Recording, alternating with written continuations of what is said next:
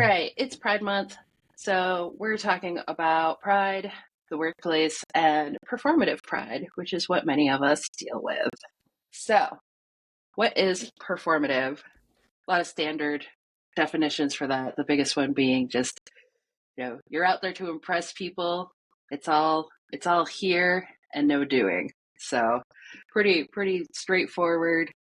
And it's something that we see a lot this time of year when every single company out there puts a little rainbow in their logo, you know, gets out there with their cute little rainbows, and you don't hear about them doing anything else to make sure that they are hiring diversely, to donate to organizations that are taking care of, per se, queer youth in crisis, anything else.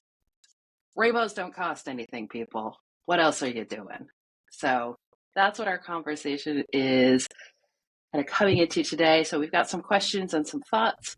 And the first one being, how are we viewing performative in queer circles? How do we see performative? For me, it's that clear, you're slapping a rainbow in your logo. Like, we see it, we know it, we're unimpressed.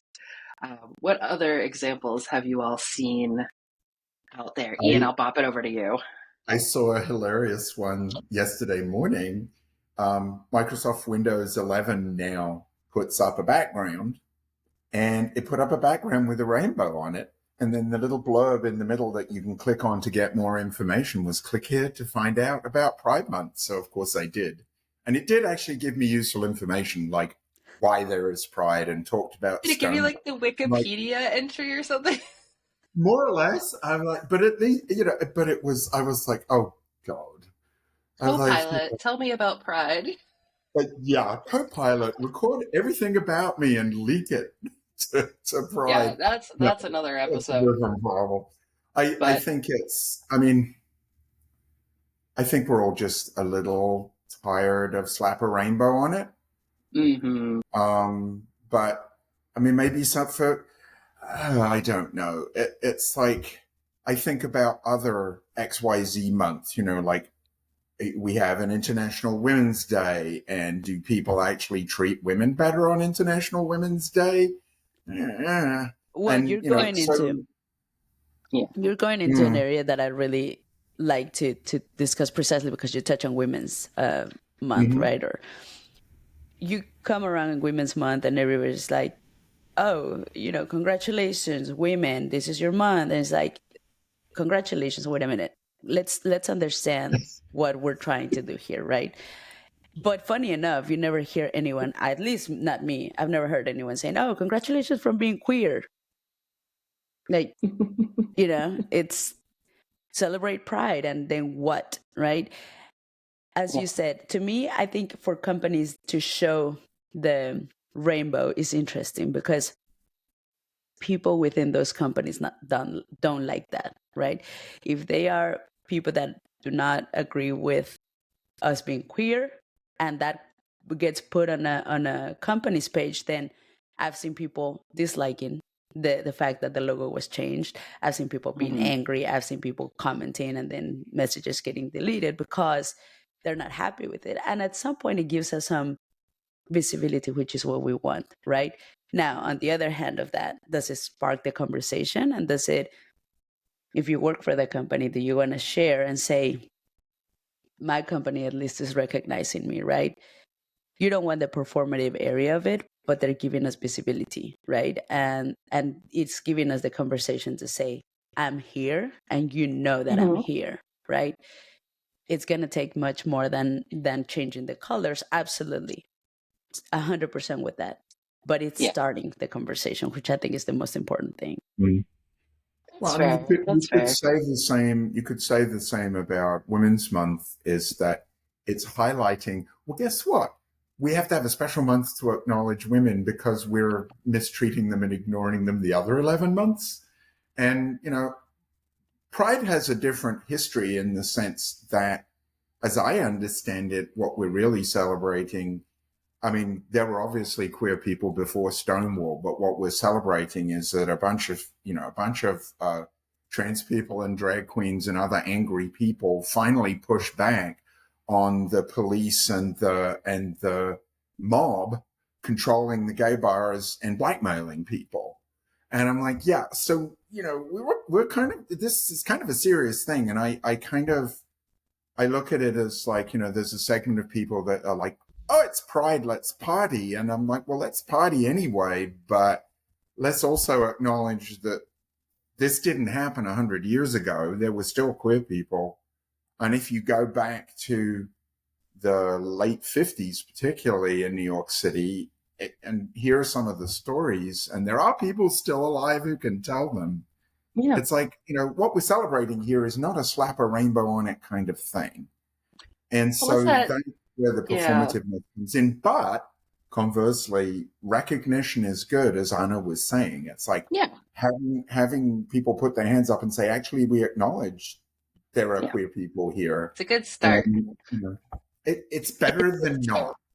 Yeah. So I have very mixed feelings about Pride and about companies in Pride. Yeah. And you're making me think of the bumper sticker, Ian. That's like, I think it's something to the effect of the first Pride March was a riot. Exactly. I actually like that one. It's something to remember. Something to remember for sure. So, Peter, what have you observed as far as performative in general? I think we also definitely do it when it comes to the Women's Day stuff, Anna. But like when it comes to Pride as well, have you noticed anything in particular that companies do? I've noticed that there are standard tools and processes that marketing people use, and they use them over and over and over because they're told to stay in their lane and not try anything new. Don't do anything important. I think it's important to remember, and not everybody's heard this, but in the people who've been involved in activist circles are aware that there is a 4-part cycle to any social movement that gets anywhere, and that is first they ignore you, then they laugh at you, then they fight you, and then, inshallah, then you win. But what we've learned, and we learned this from Black Lives Matter, we learned it from the LGBTQ movement, we learned it from various movements, but those are the biggies in recent memory. But after then they fight you and then you win, then they co-opt you. Then they pink wash their shit.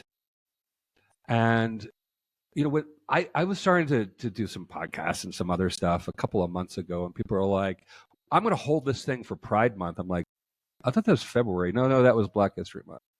And like I didn't even know that Pride Month was now. I think it's because like when you do a parade and you want to do your like skimpy leather thing, you want it to be hot outside. Like this doesn't help in the Southern Hemisphere. I'm like, sorry, Argentina, but you're gonna have to wear parkas. I don't know, but the point is that there is a kind of tacit strategy that the establishment follows. I do not like rainbows. I do not like the rainbow as a symbol for pride. I want it to be a brick, goddammit. Fair enough. I want it to be a drag queen, but that's a different thing. And I'm a guy who wears black all the time. So take it. I think it's interesting if we even bring up the rainbow, right? Because I honestly never even thought about it. Right. No. But that's what I'm about to say. I'm sorry. I wouldn't even have thought about it. I just think of the colors and I'm like, oh yeah, let's be gay, let's be happy, right? It goes back to the original, right? What is the rainbow? It's ultimately the idea of, okay, the storm has passed. And now, funny enough, I've seen in my Facebook feed that believers are trying to reclaim the rainbow because the rainbow is in the Bible and now they want to reclaim it for pro-life. I'm like, that would be fun. There's a lot of things in the Bible that I don't think they want to reclaim. Right. And again, it's just a constant attack. It's that you can use the rainbow too. Like, it's not exclusive, right? It's a rainbow. It's a rainbow. We just said they're free. Is no anybody can use them. Like, what are you going to do when it comes after the rain, right? What I think is true is that some of this reclaiming and clawing at all these various things, or trying to marginalized groups within the marginalized groups, that was a mouthful, is, in my mind, a sign of desperation. It's, oh, well, we can't focus all our fundraising on same-sex marriage because 70-something% of not just Americans, but, Westerners, whatever you want to call them, rich countries have it now, including in Asia, and people actually don't care because it has no effect on their life in general. And so now they've got to find something else. And that's how we moved on to demonizing trans people. And it's always, won't somebody think about children? And it's like, oh, great, here we go again. But I do think there's an element of desperation in Reclaim the Rainbow. I'm like, well, you can have some of it. I too am not a big fan of a rainbow. It's like, if you want to reclaim the pink triangle, good luck with that. First, read about the history. Are you going to reclaim the Star of David? Are you going to, it's like, I think there is a certain element of, oh, well, we deserve to have that because we're losing. And, that to me is, it's good and bad because people, when the rats get backed into a corner, they get vicious. And, to me, clutching at rainbows is kind of like a sign that the vicious is here. So, it's a double-edged thing for me. I too, the performative aspects of it, I think the normalizing and the co-option make people even more nervous. So in Iceland, for example, there really aren't any gay bars, I read somewhere, and I didn't actually find any. I think there's one in Reykjavik, but there's, gay people go to regular bars and they have they know each other anyway. And so they meet in one corner if they want to do gay stuff. But it's like, well, why do you need gay bars? It's like, well why do you, we need them. We need them because we need a space. Why do you need safe a lesbian space. Bar or whatever? We need a safe space because regular spaces aren't safe. But if regular spaces become safe, which is much easier when there are only 350,000 people in your country or the citizens of your country, then safe spaces aren't necessary anymore. And then you don't need pride and rainbows and whatever, because you're just, oh, well, that's Ian, he's gay and he's got a husband. And it doesn't matter. When it matters, you need safe spaces. So I think we're in a transitional period in many ways, but in this specific, I think Reclaim the Rainbow is a sign that we're coming into what could be a very messy end game. Yeah. I think also that, go ahead, Peter. No, Baldwin, God gave Noah the rainbow sign, no more water the fire next time. That's the one that we should be pulling out. That's the one that when people try and co-opt the rainbow, look, we'll give you the rainbow. But after that, there's nothing else. But they don't get it. They don't get it. And they just want to cause something. Yeah. Look, the brick. Martha was not throwing that because she was just having a good time. I think she probably was having a good time. Yeah, I'm sure she was. But yeah, the first Pride was a riot, and Pride parades have become cop parades. We need to remember, like, the world is the world. There was a article that I came across a couple of days ago about a Mexican citizen, an airline employee, arrested in Qatar because he used an anonymous profile on a gay dating app. He's doing 6 months in a jail in Qatar. Yeah, neither the British nor Mexicans could get him out. Yeah, and he's the one who made the press.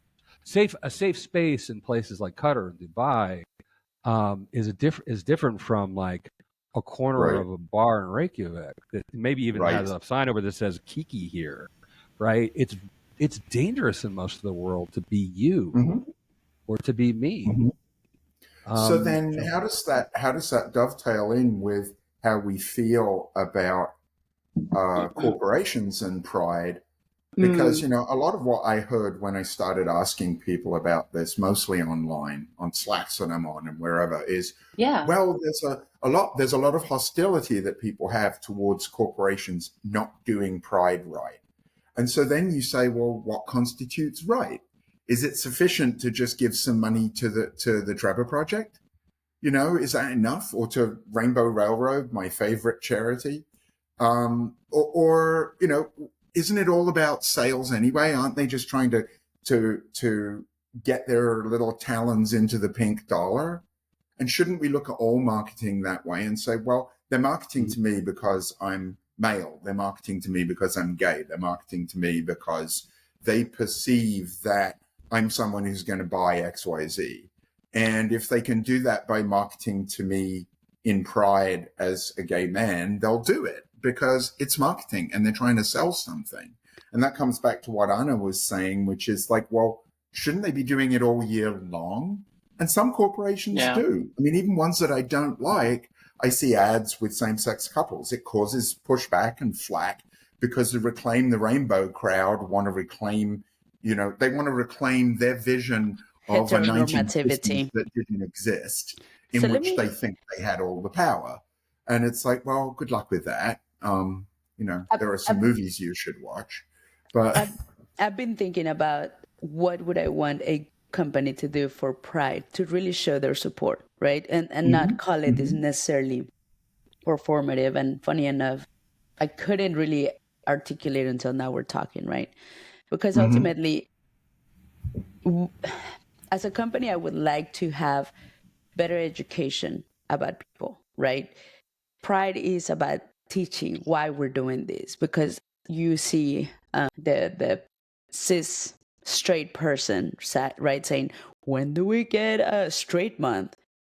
Jesus, if you're saying that and we have to continue to educate you, a company could do so much. Again, it goes back to you can take a camel to drink water or a horse, right? And they won't for as close as you can take them. So how you can put the flag, but you're not going to be able to necessarily instill in people to be humane, to be considerate, to be healthy humans, right? So I think ultimately what support would look like is to make it a safe place where I can, if I was, if I wanted to come in full on cross-dressing, and sometimes it is cross-dressing, that I can feel safe, that nobody's going to make fun of it, right? That if I want to wear buttons and display absolutely this all year, that there's not going to be comments about it, that I feel safe, that maybe I can even be asked about, right?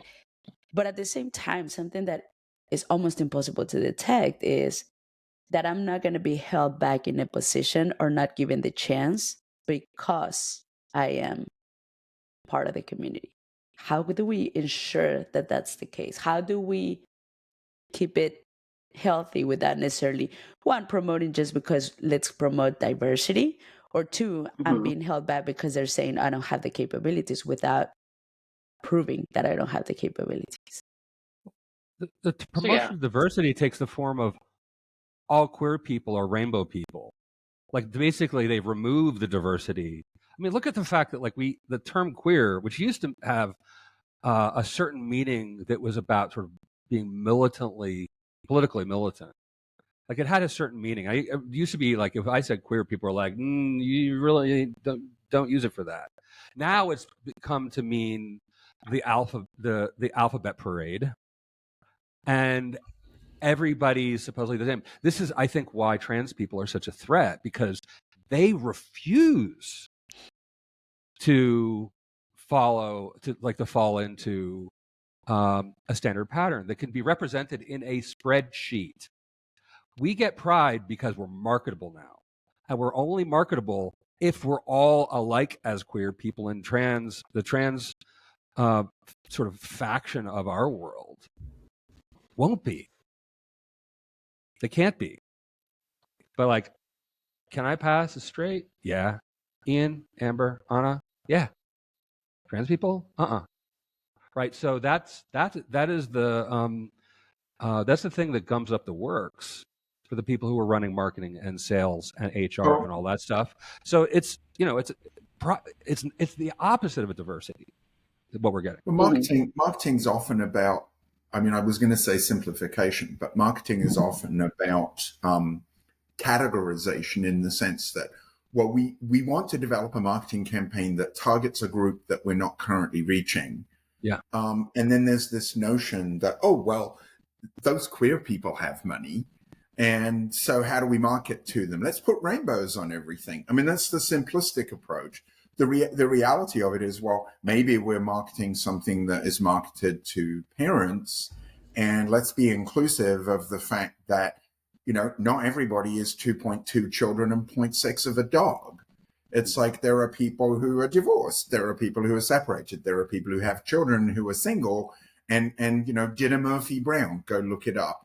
And were never married. And it's like, you know, and there are people who have two mommies, or even, you know, two mommies and a daddy, or somebody who comes from next door to take care of them 4 times a week, or grandma is their mother, or any number of things. But it's much simpler to just market to the 2.2 children and 0.6 of a dog.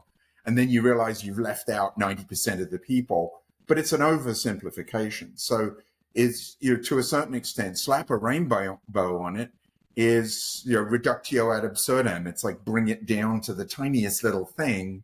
Oh, well, we can just stick a rainbow on it and everyone will think we're gay friendly.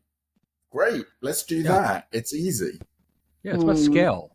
You can't scale true diversity. Now, AI may help with that, although the results we get out of AI is the opposite. AI is like categorization of people and treatment of human beings is more stultifying sort of diversity than it could be. Because? Right? Because they're computers. Well, because it's out there. It's pulling from what is already out there. Yeah, that's where it's getting. Right? I mean, what was the input to? I think it was ChatGPT originally was a Reddit. Now, like Grok is taken from Twitter. I won't call it X. It's Twitter. I mean, what kind of view of humanity is being fed into these things? Exactly. So of course, it's like people turned up at several notches, and there's no oversight, there's no governance, and we all know this. We won't turn this into the Queer and AI show, but it might be someday. The Queers for Regulation show. Yeah, you know, every other recording is going to be every other recording is going to focus on queerness. One recording for cyber, one recording for queerness, because there is so much, there is intersectionality, but here specifically, right? It's pride. Well, and what do we want? What about the intersection between queer and cyber? This being queer and cyber, what do we bring from our perspective on cybersecurity about how we see the marketing, how we see the performativeness? There's also performative security. We've noticed this, right? Oh yeah, for sure. So what lessons does that teach us that we can bring to the queer movement? So I think, you know, talking about what lessons do we learn in cyber, especially around OSINT and things like that, like I think we notice more. I think we notice more when companies are being performative and when they're not practicing what they preach in that 1 month the rest of the year, and when it's just for the sake of checking the box of the rainbow logo. I think we notice that more, and we notice on the flip side, we notice when companies are actually making an effort more. Like, okay, so take a step back, Amber. Yeah. Repeat that in your head or repeat it out loud. And instead of saying pride and queerness, say security. And it's exactly the same. We notice when people are taking security seriously. We notice when it's performative. So the intersection there is like, it's like we're living it 24/7. Yeah. Well, you know, like we've got, I'm just going to say it. It's not cybersecurity, but this is a great example. We've got a local brewery here. The owners aren't queer. They're not gay, but they have a lot of diverse human beings working for them. And literally every Monday they have beers for the queers named by the queer employees. I'll mention. Every Tuesday they actually have queer trivia. Like, they have more events aimed in that direction than they do. Like they also have soccer watch parties, like football watch parties. Like it's a mix, but they do that all year. It's just listed on their social media. There's no rainbows. There's just, this is what we're doing for the community to give them a place in the middle of everything else that they can be together. Right. And they're not just doing it for pride. No, they do it all year, and it's great.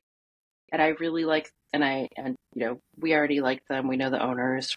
We're big fans of the beer and the brand, but we like them even more because they're doing this, and it's not a big deal. They don't sit there and be like, we're doing stuff for the queer community. It's just, yeah, that's what we do on Monday nights and Tuesday nights. I would like to propose it. That's a great example of it is. Yeah. What I think we'd rather have. Yeah. I still want acknowledgement of Stonewall and of advancing. Yeah. Everybody else has a month. I want my month. But what I'd rather see in general than let's pull out the stops and dress up in rainbows and get out the flag and then put it away again. And the same for like any other group. That it's like, well, it would be really nice if we didn't have to have a month, and we can acknowledge something about that community. So like with Juneteenth, we get to acknowledge everything related to Juneteenth and slavery and all of that. And it's like, great. Yep. So that's an acknowledgement, but it doesn't mean you can't acknowledge it, think about it, or be thankful that we're in a better place than we were 100 years ago every day of the year. So I'm going to share a DEI moment that I did, because in meetings we have to do that. And many times people just read off of a quote that's supposed to be due to diversity. What I decided to do this time is I'm going to talk about all the events that are coming in June, which is the beginning of Pride, Juneteenth, Eid al-Ha, which they're celebrating another festival of lights, if I'm correct. Don't quote me. I was reading it at the time I presented it. The birthday of Helen Keller, who was an author who supported disabilities. That's what we need to bring diversity into the light. Just bring acknowledgement, teach other people why we're doing this, right? Many people don't even know what Juneteenth is about, right? Let's talk about it. It's the actual day where they realized they were freed, right? Many people, that's how I understand it. So I'm sorry, Peter, you were going to say something. No, that was great. I wanted to draw an analogy. Pride and the sort of the symbols, like the rainbow, are like credit monitoring, right? Credit monitoring is like the most obnoxious performative thing we have in security. But I was also thinking about the fact that, like, I think the queer movement has a lot that it could teach cyber. Cyber's behind queerness. And queerness has been around longer. Yeah, it's more mature. It's also, and they both have import. They both affect people's lives. I mean, we are all on the internet, whether we like it or not. The four of us are queer, whether we like it or not. All right, and the more we start to think about it, the more we start to talk about it, the more we have to confront the problems that come with reality asserting itself every now and then. That was it. And I think we need to look for cases where we can draw similarities, draw analogies between the two. But for one thing, like the people who aren't from one community to the other can use it to kind of get their heads around what we're doing, what we have to deal with. I mean, in both cases, I think we're fighting a losing fight in a lot of ways, but not in all ways. Like cyber wins sometimes, it loses most of the time. Queer people lose most of the time, and we win sometimes. Little by little, fits and starts, we hope to improve things more. This particular effort, I think, is making a lot of waves. I was invited to George Comita's podcast just before this because of this. Very broad audience. People are talking about like the existence of this tiny little video podcast thing. We cracked the door open a little bit and some lights coming through a little bit.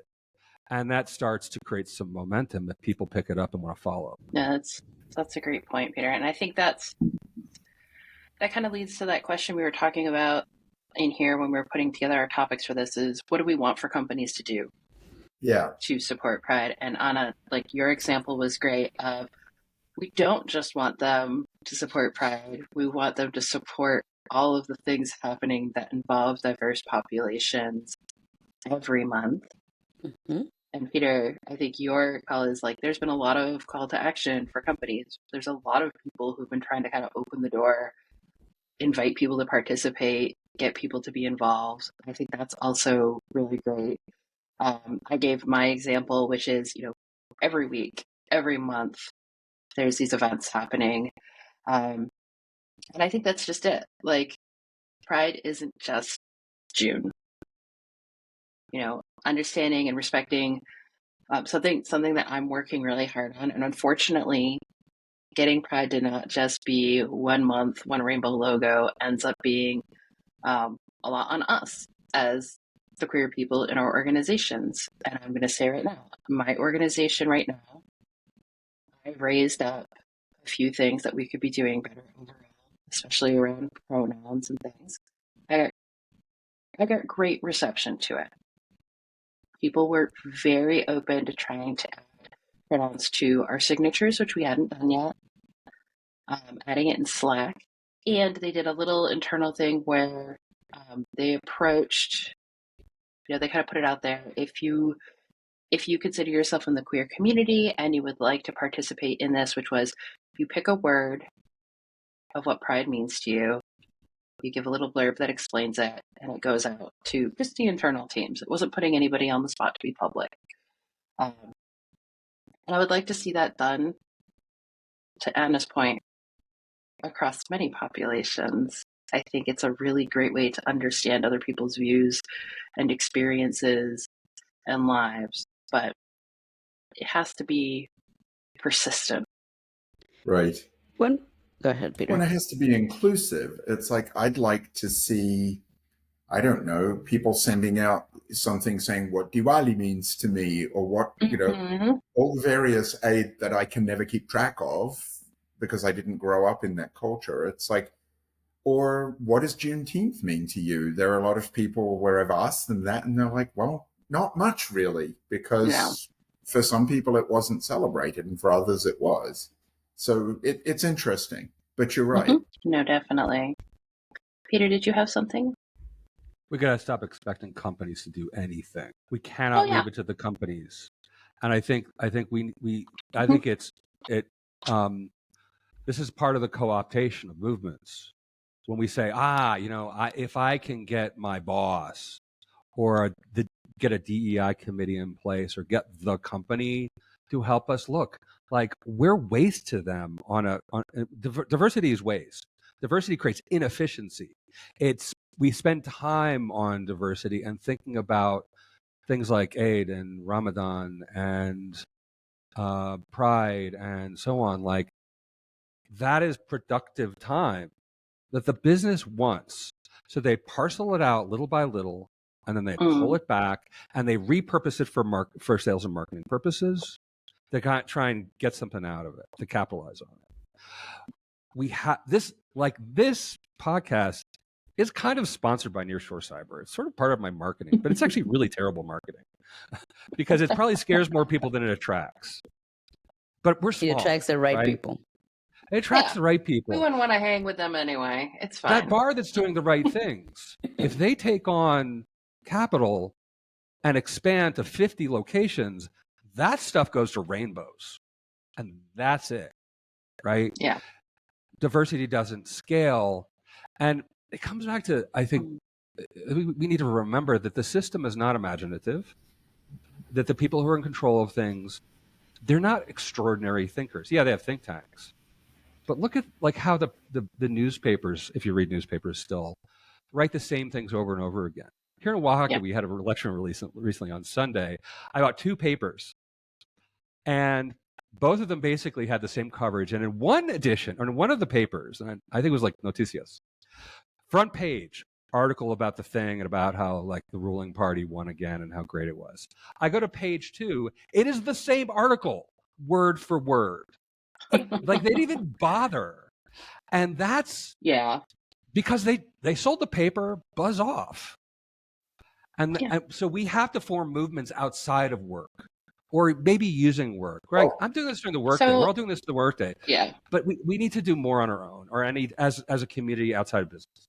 Yeah. And I'm going to challenge something that you said there, Peter, which was diversity doesn't scale. Diversity doesn't scale easily. Don't we all look for the easiest way? Oh, yeah. But that's my thing. Like, there needs to be, once you get past a certain size, like past one location of a brewery or what have you, there has to be intent. There has to be documented intention and structure. And I think that's one of, maybe that just falls under our, like, what can companies do better? Like, if you're a small company and you're great at diversity, make sure that it lasts. Document that shit. Yeah. And like, get it going. There was something I wanted to mention exactly on that, the documentation and the following up. If companies have DEI, how do you ensure that you keep that diversity? In one of the companies that I work for, after I left, there was a mass exodus of queer colleagues that I had, and it was in different areas. And I was like, how is the company not asking why there are so many people leaving the company? Why is the company not following up? And it takes just one person that cares about how the structure is. Funny enough, you know, the HR person that cared at the time was also affected because of the company not being whatever. But you know, if you have groups that are minorities or that are, you know, again, affected or not as represented, and they're leaving, you should be looking at the company wondering what is happening, and not just check the box and have a DEI and say, oh, we're all kumbayaing, you know, we really do diversity. Look at us, right? We have it. It's right here in the logo, but yet people are leaving because there's something internally that is happening. Yeah, and these are the things that like Glassdoor is actually good at. Yeah. Well, actually, is there I would love to see Glassdoor have a toggle for diversity problems. Like, the other problem I have with the rainbow thing is they do have some categories. Like when you look at reviews, there's like something, there's a couple of like little things you can check off for categories, but like there's people like, that's the one thing I've noticed Glassdoor is good for, because people love to like publish crap in there, but like the companies do. But like, we're so sorry you feel like you were discriminated against. I'm sorry you feel that way. Security again, you know, we take your security seriously, and we've been broken into again. And it's like, we take diversity seriously, and we're all white guys. It's like, okay, you know, do what I do, don't do what I say. I mean, I'm going to amplify what Peter said, but differently, because he looks at it in a different way than I do. When I look at a business, even the brewery who get kudos for their, you know, beers for queers, which I love, businesses are a business, and they function to make somebody money in most cases. Small businesses are sometimes for a lifestyle or because they're passionate. You know, I want to make beer, and even though I'm only making $2 a week doing it, it makes me happy. Once they scale, they're about making money or they go out of business. So everything they do is about making money. And, you know, one of the arguments for diversity in businesses is honestly that diverse teams perform better. And I'd have to dig to find the papers, but there are definitely papers about that. So if diverse teams perform better, let's support diversity, get diverse teams, and they'll do better and we'll make more money. Because ultimately, I mean, if you're a small business owner, ultimately you come to a point where you have to say, is this a lifestyle business and basically I'm not making money? Or is this an actual business where I want to make money? And if that's true, then profit, or at least some, you know, making money, whatever your definition is, comes first. And then it's up to us, as Peter said, and this is definitely what I agree with, we have to take charge of it. We have to be the ones pointing it out. But if I point out, well, there's no diversity here, and people are leaving, all the women are leaving, all the queers are leaving, all the people of color are leaving, and we're left with a bunch of white guys, I think we have a problem. And they say, it's not a problem at all. I'm probably going to leave. If they say, holy crap, we're going to lose money because we're losing some of our best people, that's a motivation. So I think there are different ways of looking at it. But if you put a big business hat on, it's all about money. They're trying to sell to us. They're trying to benefit from the fact that diverse teams are better. They're trying not to lose that programmer because she's a lesbian and she hates the environment. It's about money on every level, but we can still influence it. Well, it's ultimately all business as it expands gravitates toward the amoral. Business, these are, there's no moral reasoning by a business. No. It's a spreadsheet, it's math. It's a business. There's no, this is why, like, when Google said "Don't be evil" was their motto, everybody took it as a joke, and of course, it turned out to be a massive joke. So you can't make moral arguments with businesses and make them stick, which is why there's appealing to business is worse than a waste of time, in my radical view. Unless you're appealing to money and profit motive. Yes, and which is why we get Pride Month, because we have some of this. Right. Well, the pink dollar, as they call it, and have been calling it for 30 years longer, is worth something. We have money. We don't have to go shop at the fast food restaurant that closes on Sundays and doesn't support same-sex marriage and treats us like crap. Why am I eating there? Don't eat there. Those chicken sandwiches are really good. It's really sorry. good. No, like that's still is profit motive. Yeah, but you get for like $6 we have to know where our money is going.